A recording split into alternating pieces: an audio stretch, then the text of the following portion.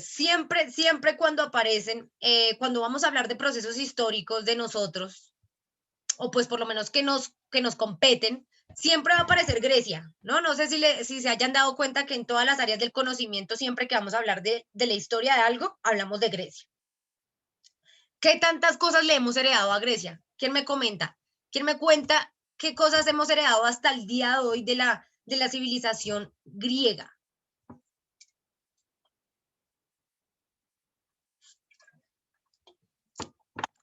¿Alguien tiene alguna idea? La democracia, creo. La democracia, ¿cierto? Ahorita hablábamos ¿qué curso era? Noveno, creo. Y me comentaban también otros aspectos, por ejemplo, los Juegos Olímpicos, en la concepción que se tiene de deporte como competencia. La ciudad. La ciudad es un concepto griego. La ciudad como tal, la metrópolis, es un concepto griego. Y evidentemente, bueno, la arquitectura, ¿no? Muchas cosas de la arquitectura son heredadas pues, de ideas griegas. Y también, como lo dice Lau, la democracia, el sistema político que nos rige hasta hoy en día, pues digamos que bastante tergiversado hasta este momento, porque pues como la idea de democracia que nació en Grecia ya no es la misma ahorita, pero vean que desde ese entonces nos hemos traído todas esas ideas de Grecia, o sea, nos han influido totalmente. Y pues, evidentemente, en cuestiones de economía, pues no es la excepción.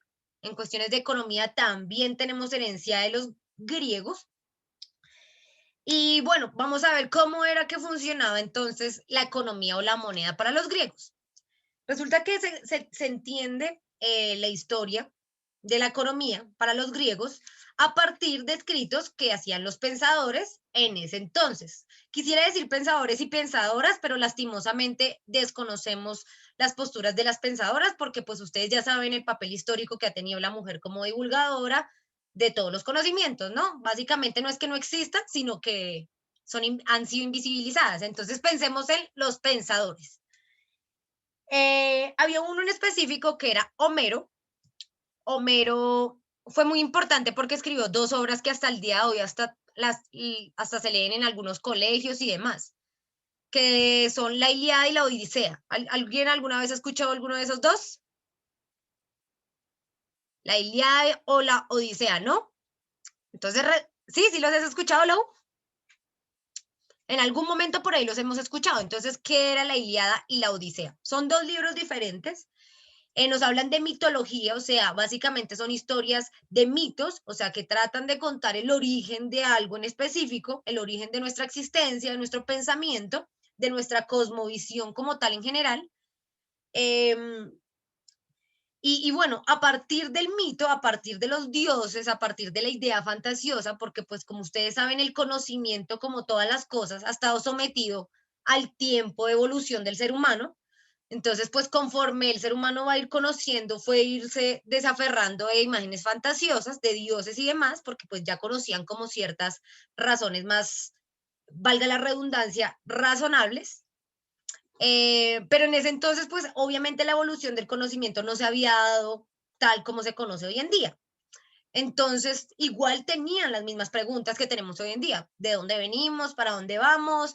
¿Cuál es nuestro objetivo de existir? ¿No? Pero en ese entonces la respuesta que se daba siempre, a la que se concluía, era como atribuirle todo a alguna deidad, algún dios. Entonces de ahí aparecían los mitos, o sea, salían mitos para todo, ¿no? Mitos para cualquier fenómeno que se desconociera su razón, eh, pues simplemente se le creaba un mito que explicara el porqué de eso. En ese orden de ideas, Homero, que era el pensador griego, pues trataba de explicar como todo lo que estaba pasando en Grecia, todo el contexto, todo lo que él veía, la economía, cómo funcionaba la moral, la ética, la filosofía, todo lo que pasaba a su alrededor, él lo plasmaba en los libros en forma de mitos, de mitología. ¿Sí? Entonces utilizaba imágenes fantasiosas para explicar lo que realmente estaba pasando a su entorno o lo que le decían sus instintos o sus sentidos que estaba pasando en su entorno. En eso, pues, crea su libro de la Ilíada y empieza a hablar un poco de cómo funcionaba la economía en esa civilización griega en ese entonces. Obviamente, digamos que estudiar este tipo de literatura es un poco difícil en la cuestión de que pues se complica separar qué era mito y qué era realidad, pero igual haciendo pues el estudio respectivo se puede entender.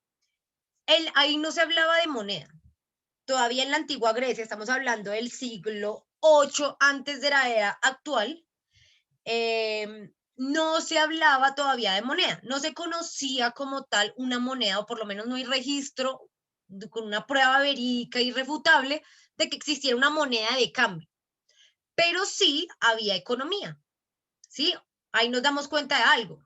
No quiere decir que la economía necesite intrínsecamente la existencia de la moneda.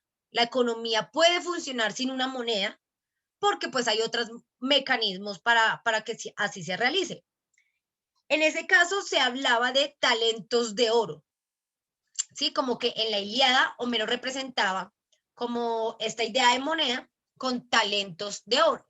¿Qué era esto? Entonces vemos como antes el ser humano pues utilizaba los recursos que tenía para generar intercambios, ¿no? Entonces, bueno, yo tengo naranjas, te los cambio por tus peces y cosas así, ¿no? Utilizaban sus propios recursos para obtener recursos ajenos.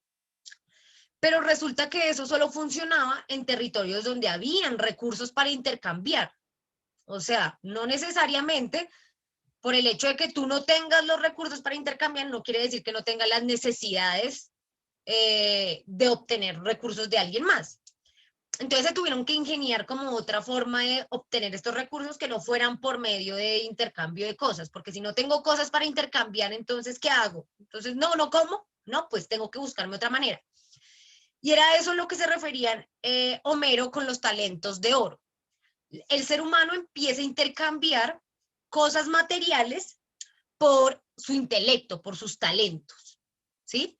Entonces ya se empieza a ver cómo el ser humano se utiliza a sí mismo como una moneda de cambio, ¿sí?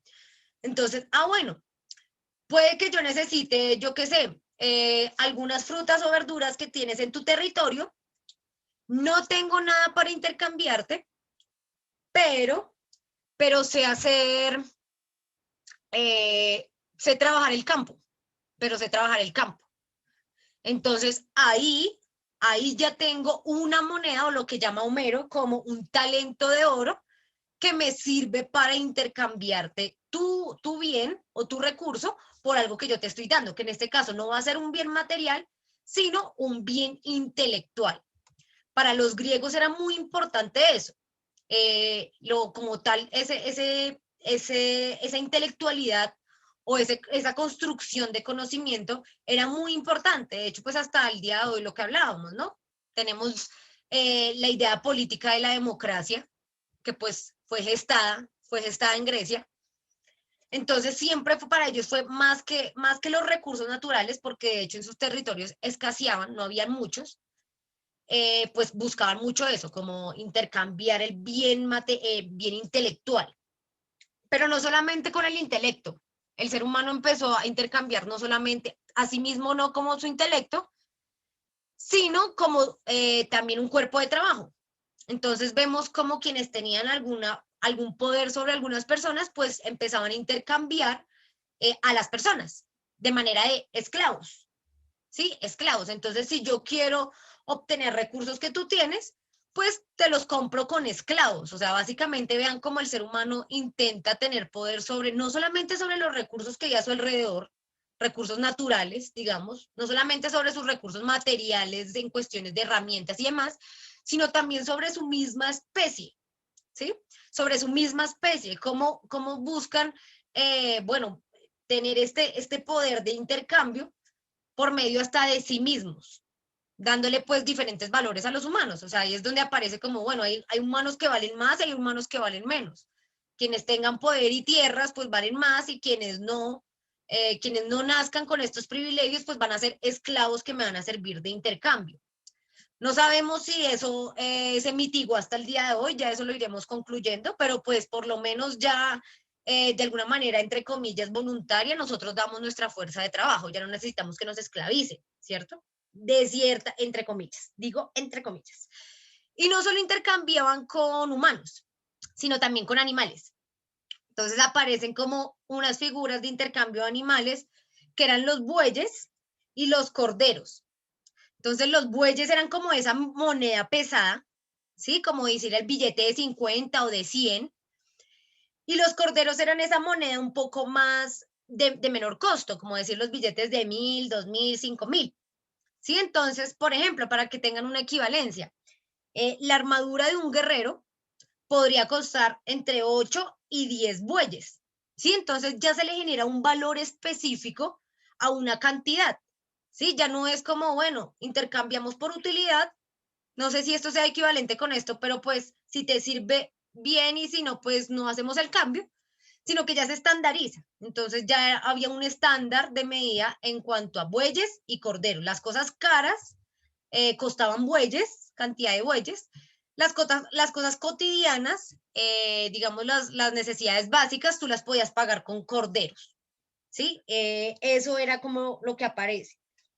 Luego ya en Turquía y Asia Menor, que es como las civilizaciones que dieron pie para arrancar con toda la idea de mercadeo en masa, digamos, porque al principio, pues sí, nosotros intercambiamos cosas, pero yo te cambio algo por algo que yo necesito y que voy a usar.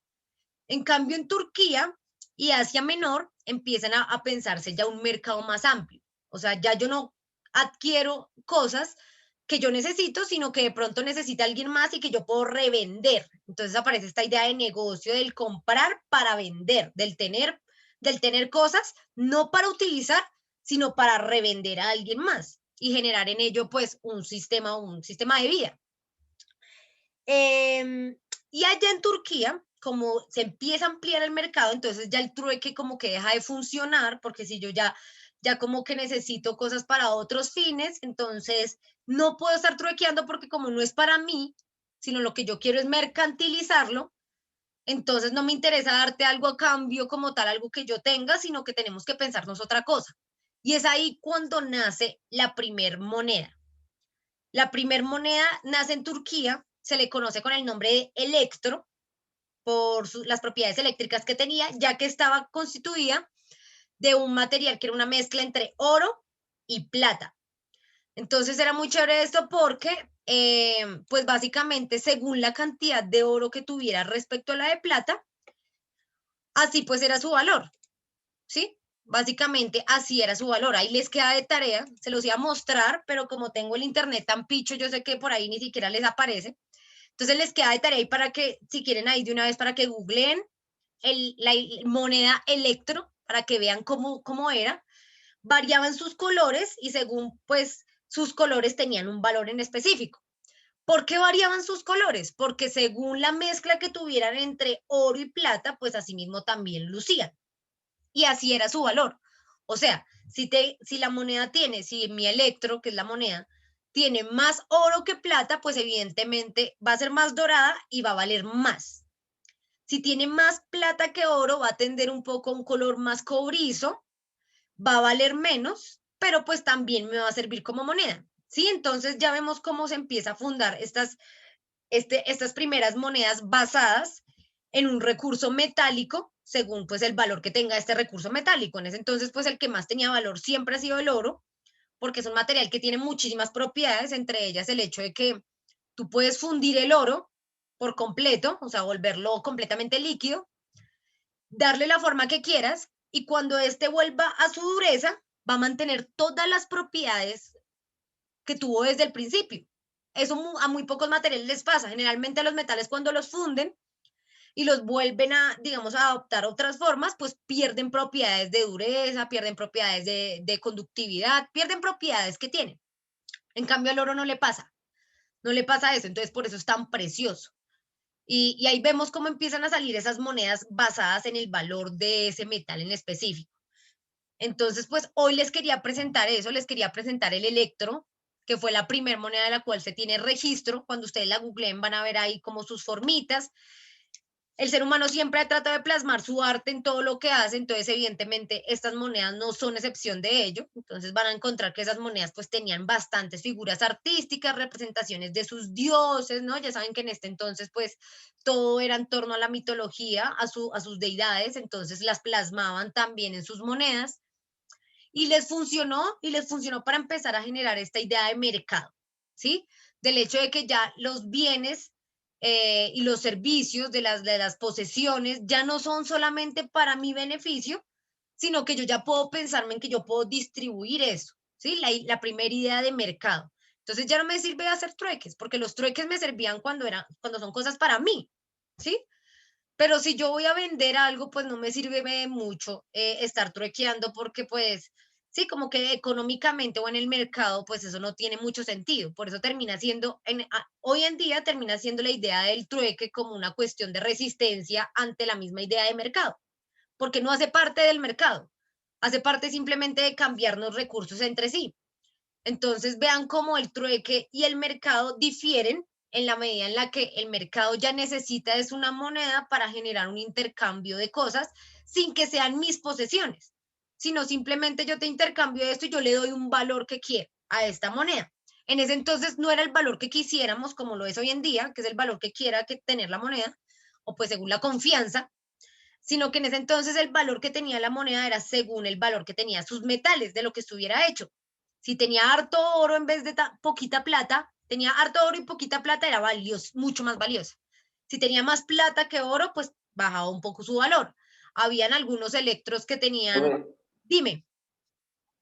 pero creo que también a las monedas les hacían unas ranuras así alrededor, porque es que en ese tiempo creo que raspaban las monedas para sacarle el oro, entonces con esas ranuras sabían si le sacaron o no le sacaron oro.